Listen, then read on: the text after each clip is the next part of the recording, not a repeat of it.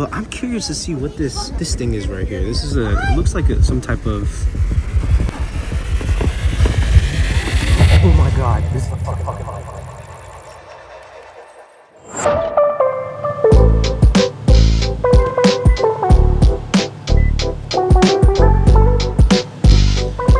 Alright, what's going on, you guys? So today we are going to be doing something super fun. We're going to be doing a road trip thrift adventure, meaning we're going to hit about, I think it's like 12 or 13 different thrift stores. But we are at the first spot right now. We're about to go jump inside and see what we can find, man. Oh, and I can't forget, at the very end of this video, we are going to be announcing the winner of the giveaway, which I will be choosing on camera. So be sure to stick till the very end. But for now, let's go on this road trip. Let's go thrifting. And let's see if we could find any good cameras. Let's go.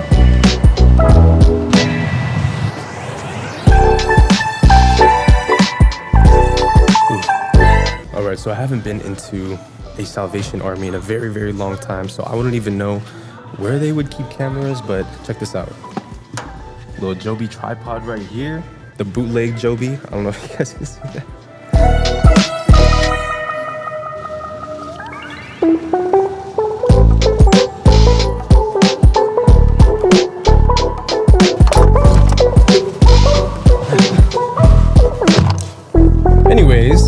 So the next thrift store that we're going to be headed to is still here in San Rafael. By the way, I don't know if I mentioned that. We're starting off here in San Rafael. Fingers crossed we can find something good.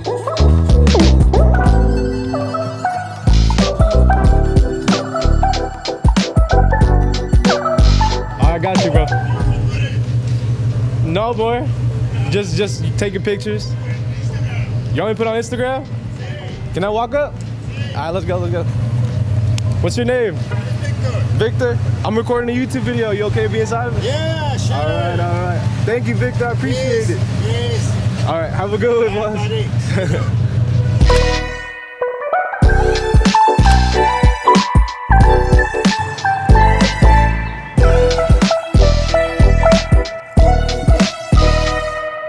You know what? I have been looking for like little art pieces here and there. I'm actually building a studio currently, so that'll be pretty interesting. What's in this little nook over here? No, just a little nook.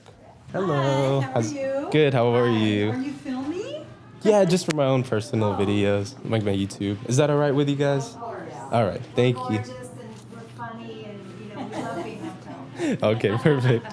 Thank you. Thanks. Have fun. Let us know if we can help you with anything. Alrighty.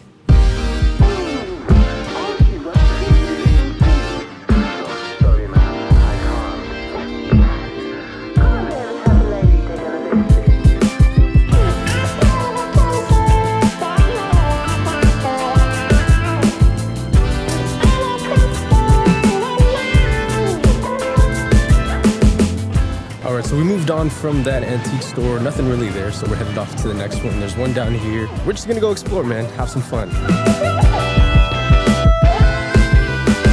She want me part of my plan, she gon' dance for it. She want me coming to France, she better cash for it. She wanna explore my pants, I say clash for it. Old enough to be grams, the bank balance so and says she like to conquer like Khan, she holds back on it. I ain't about economy class, I lean back for it. Right about high enough, I'm low battery. Then the credit card comes up and I'll be... Alright, so we made it to the next spot. Bit of a drive on that one, not gonna lie. But we are gonna hit two stores here. We got this first one behind us, the Antique Mall.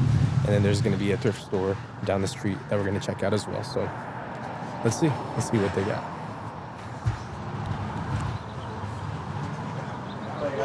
People are happy when they come and get something from their child. So I gotta get a charge off of their charge. You know? I love the DVDs and VHS and all that, but then they sell for like $1. The flea markets. Yeah. The flea market, right, Ron? It's all out there. You'll see what people are. The street will teach you. Yeah. All right, so this antique store actually looks really promising because I just walked past a rolly cord. Check that out right there, you guys. Rolly cord in beautiful condition. Got the bag with it too. They're asking $500 for it. I don't know if you guys can see it right in there. So I'm gonna skip on that one for now. But if you were looking for like a rolly cord camera, they got one here and it looks like it's in good shape. So let's explore this place because it's actually really big, and hopefully we can find something really cool. Look at this, you guys. Whoa. All of these old cameras. That is beautiful. Now, I would never shoot one of these because first and foremost, I don't know how to shoot at them. But just taking a look at it is so pretty. So many cool things in here. And really kind of the goal is to find something special today. It's not really my typical thrift video where I'm just like out buying random gear. I really want to see if I can find something very unique and very special. And that's why I'm also hitting the antique shops, because I know a lot of times they take a little bit extra care with their stuff. And most of the time that's where you find all the collector's pieces as well. And look at all of this really beautiful old school militia stuff. Man, imagine drinking tea out of that thing, huh?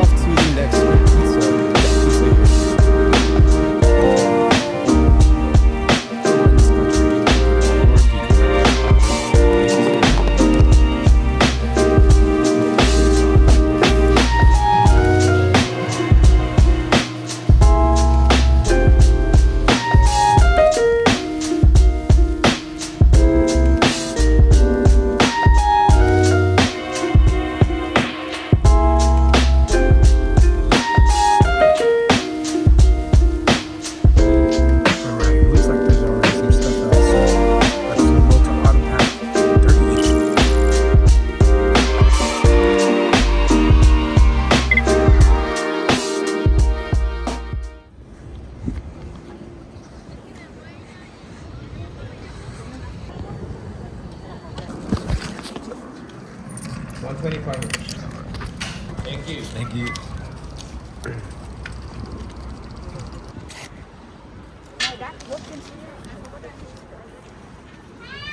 All right, we're still on the mission. Probably shouldn't have set my expectations too high. But regardless, we're still gonna try.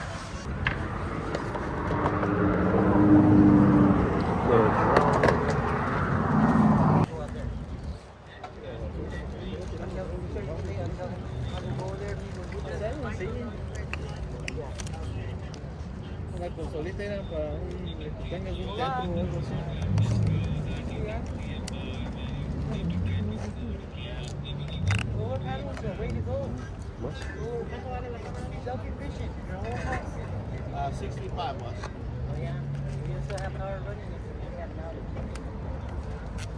You still have an hour running if you have an hour. I lied. I'm not satisfied yet. Let's go.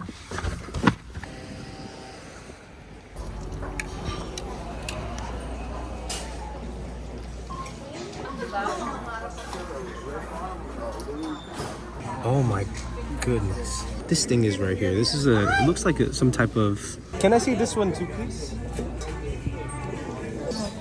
Just put it here. Okay. Rolly Flex. No way. No way. No way, no way, no way, no.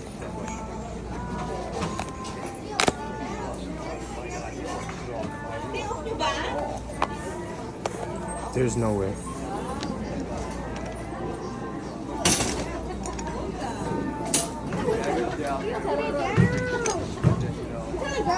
Oh my god.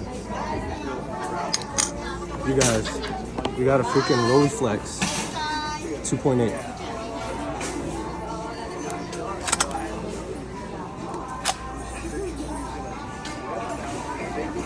Holy shit. There's no way. Am I awake?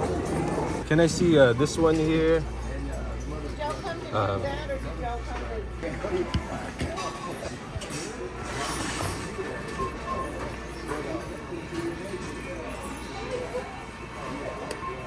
OM1, $60. That one's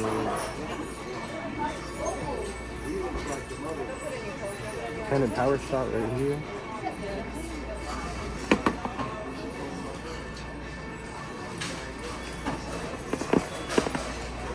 Oh my god, this is a fucking Leica. Oh my God, it's a fucking Leica.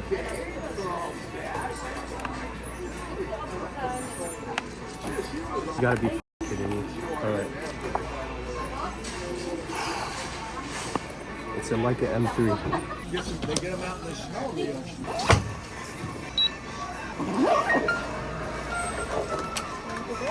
Thank you.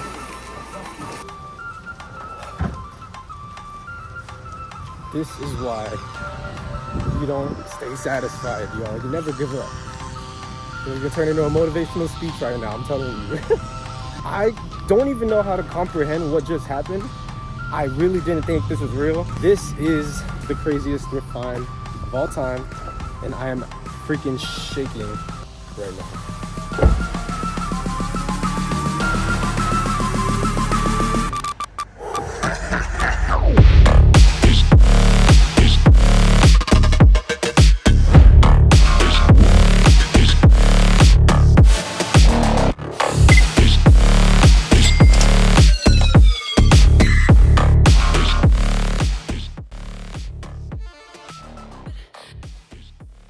All right, so it is currently July 19th, a month and a half after filming that thrift video. I filmed that thrift video between June 3rd and June 5th. And it took me this long because of a couple of different reasons. First and foremost, I thought it was too good to be true. And just from my experience, when things seem too good to be true, it's probably because they are, right? My immediate suspicion was, hey, these are probably stolen. And, you know, I don't think it was a bad thing for me to purchase them, but I would at least like to do the work, maybe figure out who they belong to, and return them to the respective owner. And as a result, I kind of went crazy and went down this huge rabbit hole. I started calling different camera stores. I started, you know, looking up serial numbers on websites, checking to see if there was a Leica M3 with the same serial number that was reported stolen. I went through every single Facebook post that could possibly be done. And, you know, for about a month and a half, I continuously searched. And it wasn't until last week, after confiding with a couple of my close peers and, you know, really trying to figure out if this camera gear was stolen, we came to a conclusion. And folks, I take this stuff very serious because I've had gear stolen from me in the past. I've had gear stolen from my friends in the past, and it's just not a good feeling. You know, within the community, I wouldn't want this to happen to anybody. So with that said, through the month and a half of research that we have done, I found 0 hits on the serial number. And originally my plan was to post up on my story like, hey, is anybody missing this Leica, including the serial number? But a lot of my buddies told me, you know, if you do that, there are gonna be people out there who are probably gonna say like, oh, that was mine, that was my serial number, etc. So, you know, I did not follow that process or that practice. I looked through every Facebook post. I looked through the Leica classifieds, looked through different forums, and I could not find a hit on the Leica M3. On top of that, there are a couple of indicators that this camera hasn't been shot for a very, very long time. And I'm talking like probably 10, 20 plus years. And that was the case for both the M3 as well as the Rolleiflex. But also in addition to that, this M3 has an early serial number of 800,000. It is a very early model M3. And so the conclusion of it being stolen seemed very, very unlikely. And if it were stolen, why would they drop it off at a thrift store? Wouldn't they just try to sell it off maybe, or, you know, get some money out of it? But regardless, I believe it is highly unlikely that this camera was stolen. Just based off of the facts, none of the databases pulled up any, you know, matching serial numbers. And on top of that, the camera was kind of locked up at first. Now, here is what I personally believe happened with this camera right here. What I believe happened was this is probably a camera that belonged to someone that owned it their entire life, a one owner type thing. They might have gotten old, and unfortunately, I feel as if they have passed away. And when people pass away, you know, there's an excess amount of stuff we all kind of have until we reach our deathbeds. And at the end of everyone's life, you know, the material doesn't go away with the soul. And I believe maybe their kids, or maybe it was just like somebody that wanted to clean out the house or something like that. They may have taken all of his belongings, his or hers, and then donated the items. And, you know, it kind of makes sense. If your father or mother was a photographer and you're the kid and you don't know anything about photography or anything like that, you don't know what a Leica is, you don't know what a Rolleiflex is, it's very easy to just kind of look past it, say, oh, some old vintage cameras, dump it off at a thrift store, and then, you know, you're out of sight completely. And honestly, that is what I feel like happened. And really, folks, I feel like that is really, really sad. I know people don't look at cameras the way I do, but to me, these are some of the finest tools you could get for photography. And when I'm old and I pass away, I would want, you know, my children or my family members to keep my cameras as like a family heirloom, a token of, you know, this is what that person used in the past. And so because of this, I feel like it's a personal responsibility of mine to take care of these two cameras, to never separate them, and to keep them and use them and kind of honor the past photographer's legacy. You know, in that month and a half time period of searching for the owner of this camera, I grown an attachment to it. You know what I mean? You know, this is never going to leave my collection. You know, this is an honor to be able to get these cameras. And I know the search isn't over. I'm still going to be looking. I'm still going to try to figure things out, because ultimately my plan is, if I can figure out who the camera belongs to and, you know, find their family members, I'd like to return it back to them. I want to give that opportunity for them to know, like, hey, these aren't just, you know, your regular everyday old cameras. You know, these are pretty valuable. So that's my goal. You know what I mean? I'm not going to sell these. I'm not going to get rid of them or anything like that. Again, I feel ultimately responsible for taking care of these things. I will be using them. I will be making photographs with them. But my end goal at the end of it is just to hopefully one day find the owners of it. But before we go, here's a quick little tour of the camera. Leica M3 from 1956, double stroke. Didn't come with this. It didn't come with this. Just came with the camera itself, leather case, and that's it. And a legacy of an unknown photographer. So that's gonna wrap it up for me in this video, folks. I hope you all enjoyed it. If anything happens or comes up, if I end up finding the original owner of this or the family that it belonged to, I will keep you guys updated. But yeah, that is the story of how I thrifted a Leica. Thank you all for watching. I'll see you in the next video. As always, Minolta Gang.